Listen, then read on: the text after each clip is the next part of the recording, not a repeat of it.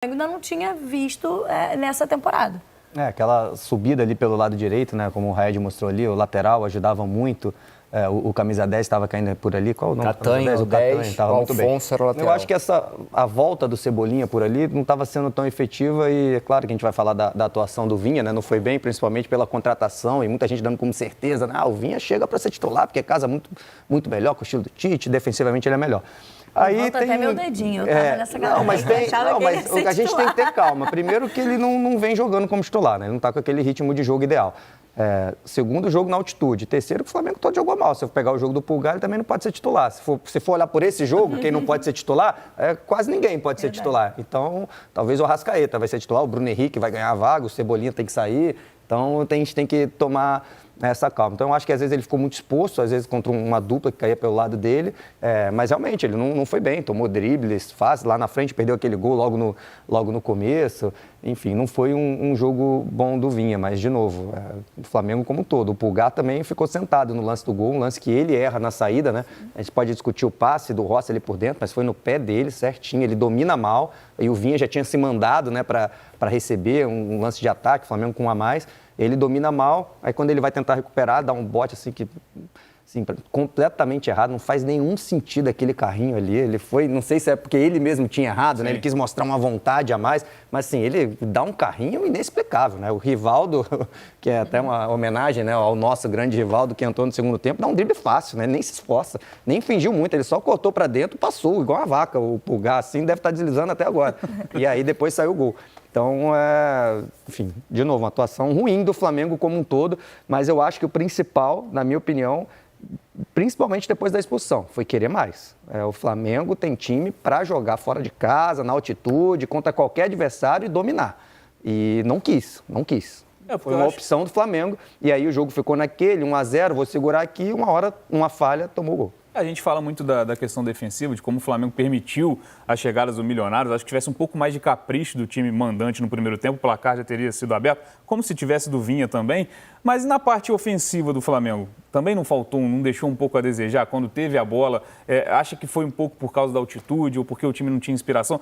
Concordo com o Conrado que o Arrascaeta tenha se salvado, né? Se a gente for, né, tirar um jogador como destaque, acho que o Arrascaeta sempre ali criativo no meio-campo, mas você acha que faltou também algo para o Flamengo no ataque? O Pedro foi muito bem durante todo o jogo, venceu diversos duelos, colocou possibilidades ofensivas para o Flamengo. Quando o Milionário subia a marcação, o Flamengo fazia a bola longa, o Pedro vencia todos os duelos com os zagueiros. O Pedro foi muito bem. O Bruno Henrique começou o jogo muito bem. Tem uma boa finalização. Tem uma boa finalização, é dele, ele que escola a bola de cabeça para o Vinha, né, Conca? Sim. Isso. E ele começou o jogo muito bem, mas a partir do momento que o Milionários mudou a questão tática, os dois pontos do Flamengo baixaram muito as linhas para poder agrupar o time, né? E acabou que na altitude você não tem o vai e volta com a velocidade que deveria. Isso aí, obviamente, prejudicou o jogo, tanto de Cebolinha, não achei o jogo do Cebolinha bom, quanto do Bruno Henrique. Destaque positivo para mim, a partida do Davi Luiz, partidaça. Davi Luiz hoje foi o principal zagueiro do Flamengo na partida.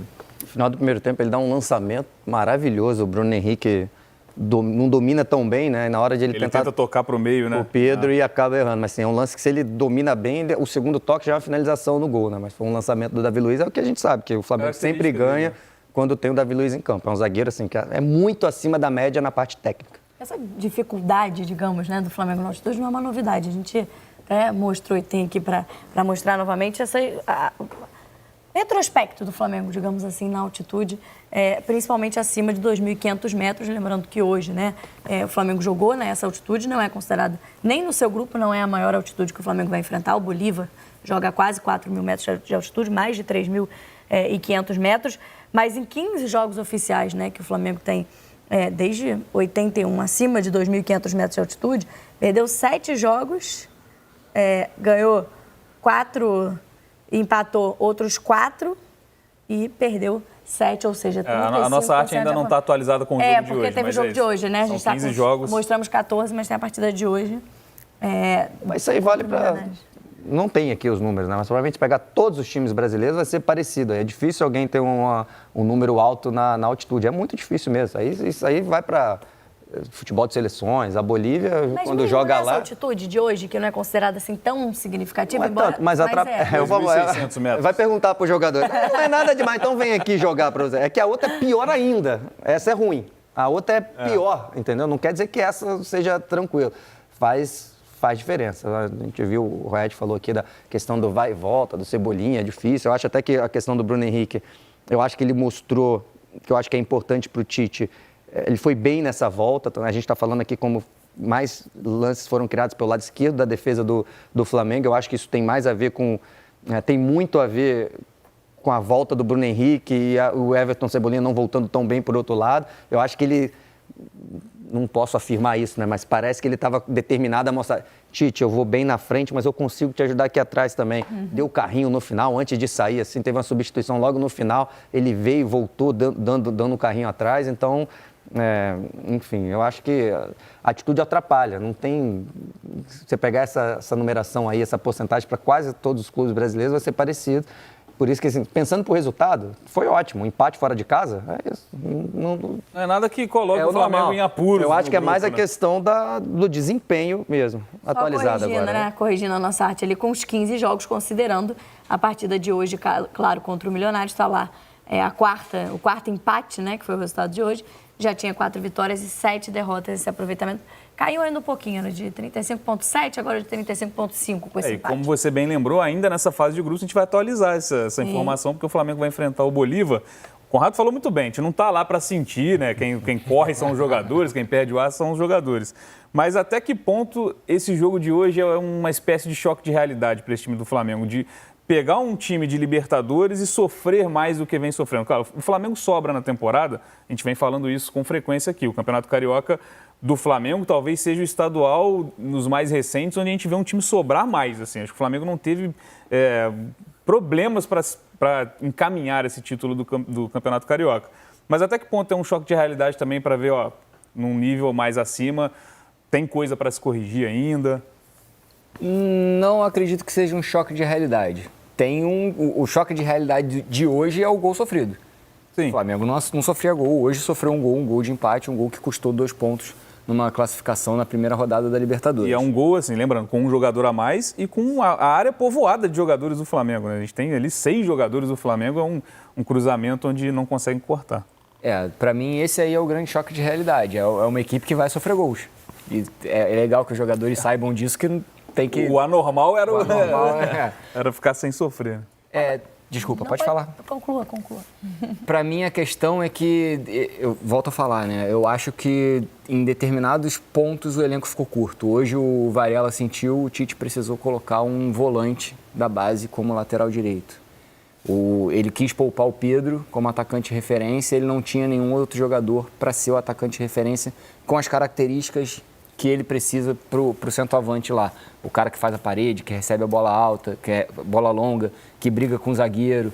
Então, a gente fala tanto do elenco estrelado do Flamengo, nesse momento da temporada o elenco está curto em algumas posições. Mas o elenco do Flamengo está curto. O restante dos torcedores do Brasil Camila, eu nesse estava momento pensando nisso, chora. eu fico imaginando se tiver comissão técnica dos outros times ouvindo aqui, eles vão ficar loucos, Red. Cai uma lágrima. Se o do Flamengo está curto, eu vou embora, eu entrego aqui. Né? Mas eu entendo essa questão ali do centroavante, mas já contratou o Carlinhos e do Gabigol aconteceu, né? E Mas lembrando que o Gerson ainda não está em condição de jogo. Sim, e você tem situações de desfalque, por exemplo, do De La Cruz, que o Conrado já comentou, assim, hoje.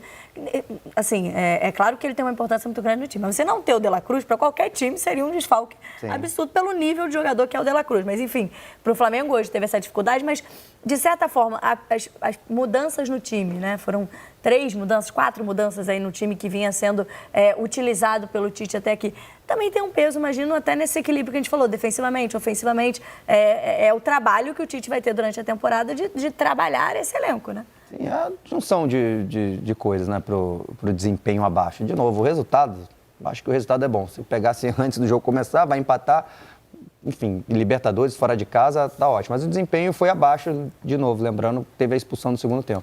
Então, claro, muda ali, principalmente ali, você pensar onde sofreu mais, o lado esquerdo da defesa, onde é que mudou. Apesar do Davi Luiz foi bem, eu concordo com o Raed, mas ele saiu o Léo Pereira e o Ayrton Lucas, né? Um lado esquerdo inteiro que estava ali mudado. Teve alguns momentos que o Cebolinha mudou de lado junto com Bruno Henrique foi para aquele lado, enfim, o volante que às vezes cai por ali.